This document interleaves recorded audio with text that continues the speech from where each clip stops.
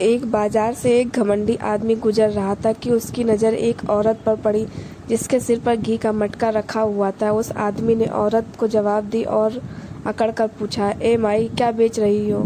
عورت نے جواب دیا، جی میں گھی بیچ رہی ہوں۔ آدمی نے کہا، اچھا دکھاؤ تو کیسا ہے؟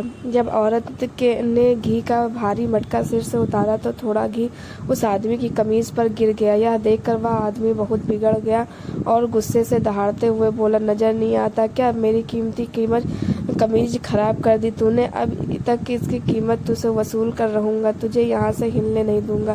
بیچاری عورت نے کہا، میں غریب عورت ہوں، میں نے آپ کی قمیض پر گھی جان بوجھ کر نہیں گرایا، مجھ پر رحم کرو اور مجھے جانے دو۔ لیکن آدمی نے ضد پکڑ لی اور بولا، جب تک قیمت نہیں دے گی تجھے جانے نہیں دوں گا۔ عورت نے پوچھا، کتنی قیمت ہے آپ کی قمیض کی؟ آدمی نے کہا، 1000 درہم۔ عورت روتے ہوئے بولی، میں تو فقیر عورت ہوں، میرے پاس 1000 درہم کہاں سے آئیں گے؟ گھمنڈی آدمی نے بے رحمی سے کہا، مجھے اس بات سے کوئی مطلب نہیں۔ عورت نے گڑ گڑاتے ہوئے کہا، مجھ پر رحم کرو اور مجھے یوں بدنام مت کرو۔ تبھی وہاں سے ایک نوجوان گزرا، اس نے عورت سے پورا معاملہ پوچھا تو عورت نے سارا قصہ کہہ سنایا۔ نوجوان نے اس آدمی سے کہا، جناب میں آپ کو آپ کی قمیض کی قیمت دیتا ہوں، اور اس نے جیب سے 1000 درہم نکال کر اس گھمنڈی آدمی کو دے دیا۔ وہ آدمی 1000 درہم لے کر جانے لگا تو نوجوان نے کہا، کہاں جاتے ہو؟ آدمی نے پوچھا، تمہیں مجھ سے اور کیا چاہیے؟ نوجوان نے کہا، تم نے اپنی قمیض کی قیمت لے لی ہے، اب اپنی قمیض ہمیں دو اور جاؤ۔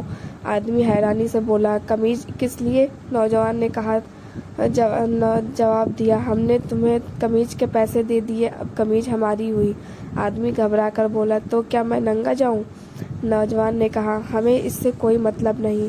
آدمی نے کہا، اگر میں قمیض نہ دوں تو؟ نوجوان نے کہا، تو اس کی قیمت ہمیں دو۔ آدمی نے کہا، کتنی قیمت؟ نوجوان نے کہا، 2000 درہم۔ گھمنڈی آدمی بولا، لیکن تم نے تو مجھے 1000 درہم دیے تھے۔ نوجوان نے کہا، اب تمہارا اس بات سے کوئی لینا دینا نہیں ہے۔ آدمی نے کہا، یہ تو بہت زیادہ قیمت ہے۔ نوجوان نے کہا، تو ٹھیک ہے، ہماری قمیض اتار دو۔ آدمی روتے ہوئے بولا، تم مجھے بدنام کرنا چاہتے ہو؟ نوجوان نے کہا،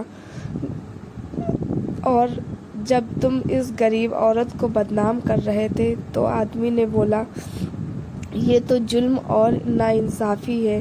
نوجوان نے حیرانی سے کہا، کمال ہے، اب تمہیں ظلم محسوس ہو رہا ہے؟ آخرکار اور شرمندگی سے بچنے کے لیے اس آدمی نے جیب سے 2000 درہم نکال کر نوجوان کو دے دیے۔